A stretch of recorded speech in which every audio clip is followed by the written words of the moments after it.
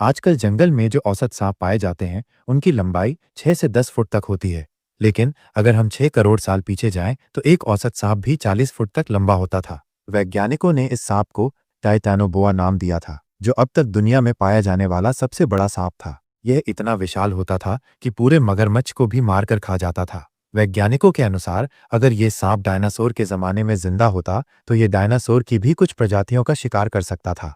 लेकिन इस दुनिया में कुछ ऐसे जानवर भी मौजूद थे जो इस सांप से भी ज्यादा तेज और खतरनाक थे। ऐसे जानवर जिनसे अगर आज का इंसान सामना करता, तो शायद कुछ ही सालों में इंसानी नस्ल हमेशा के लिए इस दुनिया से खत्म हो जाती। तो चलिए आज हम उन खतरनाक जीवों की बात करते हैं जो इस दुनिया से विलुप्त हो चुके हैं। इसके साथ साथ हम उन जीवों के बारे में भी बात करेंगे जिनके विलुप्त होने की वजह हम इंसान हैं।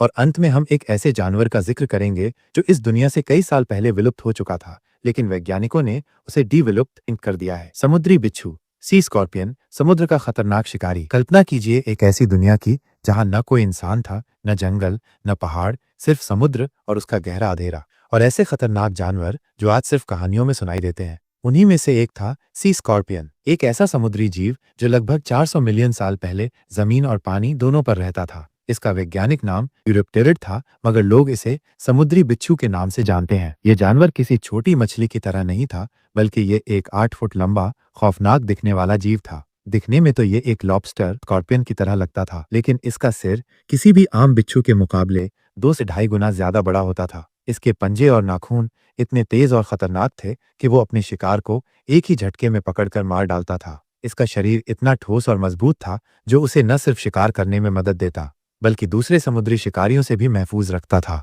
ये अक्सर समुद्र की गहराइयों में छिपकर बैठा रहता था, और जैसे ही कोई जानवर उसके करीब आता, वो अचानक उन पर हमला कर देता।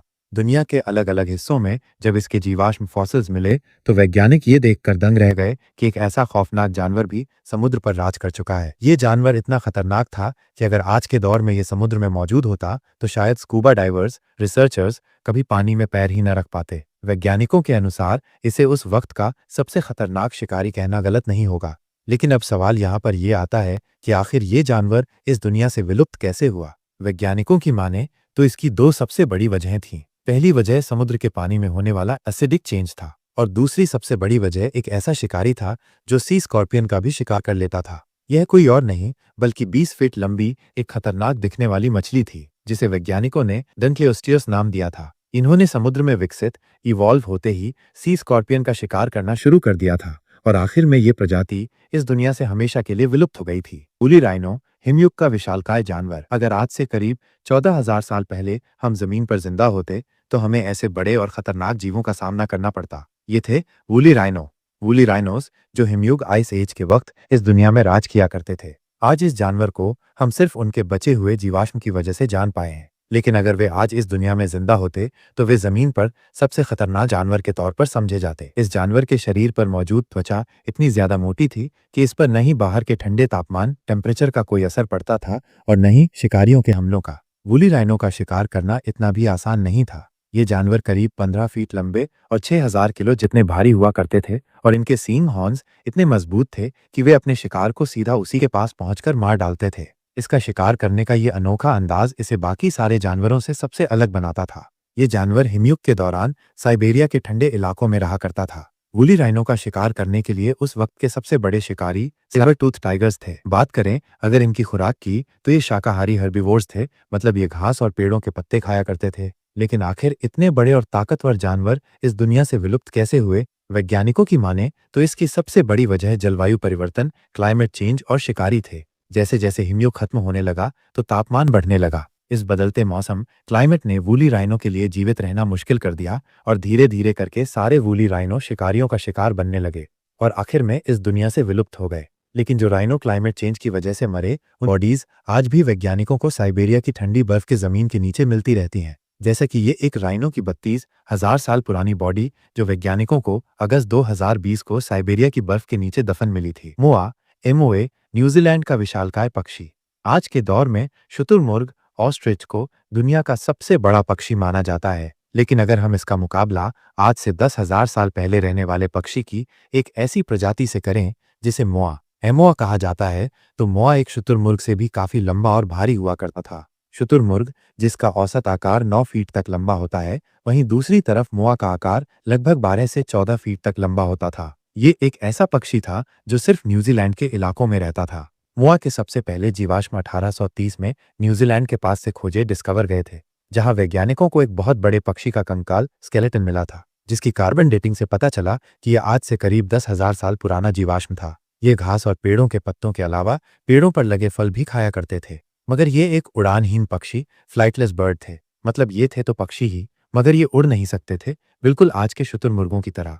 बात करें इनकी विलुप्ति की, तो इसमें सबसे बड़ा हाथ हम इंसानों का है, जिन्होंने इस पक्षी का शिकार करके इसे दुनिया से विलुप्त कर दिया। मोआ लगभग 600 से 700 साल पहले विलुप्त हुआ था, जब हम इंसानों ने न्यूजीलैंड में मोआ का शिकार करना शुरू किया, और इसके बाद मोआ की आबादी धीरे धीरे खत्म होती गई। इसके साथ ही क्लाइमेट चेंज और आवास के नुकसान, हैबिटेट लॉस ने मोआ के लिए जीवित रहना बहुत मुश्किल कर दिया। प्लियोसॉर प्लियोसॉर समुद्र का राजा। आज से तकरीबन 150 मिलियन साल पहले जब जमीन पर डायनासोर का राज हुआ करता था, वहीं समुद्रों में एक ऐसा शिकारी था जो पूरे समुद्र पर राज करता था, और वो था प्लियोसॉर।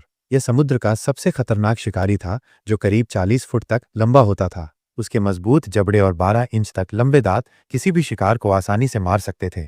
प्लियोसॉर का शरीर बहुत मजबूत हुआ करता था। न सिर्फ मजबूत, बल्कि इसकी बॉडी पर 4 ताकतवर फ्लिपर्स थे, जो उसे पानी में बिजली की रफ्तार से तैरने में मदद देते थे। पहली दफा प्लियोसॉर के जीवाश्म 19वीं शताब्दी के आखिर में खोजे गए थे, जब ब्रिटेन के तट कोस्ट से कुछ अजीब और भारी हड्डियां समुद्र की रेत से निकली। प्लियोसॉर असल में एक समुद्री सरीसृप, मरीन रेप्टाइल था, मगर उसका आकार और शिकार का तरीका उसे समुद्र के सबसे खतरनाक जानवरों में से एक बनाता था। आज भी जब प्लियोसॉर के जीवाश्म समुद्र से मिलते हैं, तो ये सोचा जाता है कि उस वक्त के समुद्र कितने खौफनाक होंगे।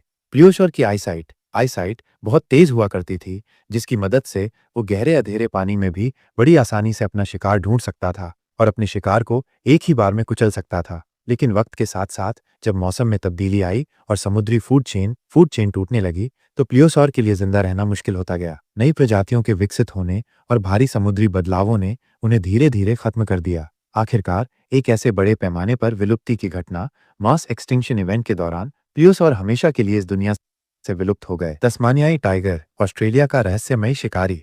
आज से 40 लाख साल पहले एक वक्त था जब ऑस्ट्रेलिया और तस्मानिया के घने और सुनसान जंगलों में एक अनोखा जानवर शिकार करता फिरता था। यह था तस्मानियाई टाइगर। तस्मानियन टाइगर थाइलेसीन भी कहा जाता है। उसकी बॉडी पर बनी काली धारियां और लंबी पतली शक्ल इसे एक टाइगर की सूरत देती थी। इसका लंबा और लचीला शरीर, मजबूत टांगे और तेज दांत उसे रात के अंधेरों का बेहतरीन शिकारी बनाते थे। तस्मानियाई टाइगर अपना मुंह 120 डिग्री तक खोल सकता था। पहली दफा इस टाइगर का जिक्र 1800 की शुरुआत में हुआ, जब यूरोपियन सेटलर्स ने इसे पहली नजर में देखा और रिकॉर्ड किया। यह जानवर ज्यादातर छोटे मैमल्स, पक्षियों का शिकार करता था, लेकिन जैसे जैसे इंसानों ने तस्मानिया में कदम रखा, तो यह जानवर उनकी बकरियों और भेड़ों का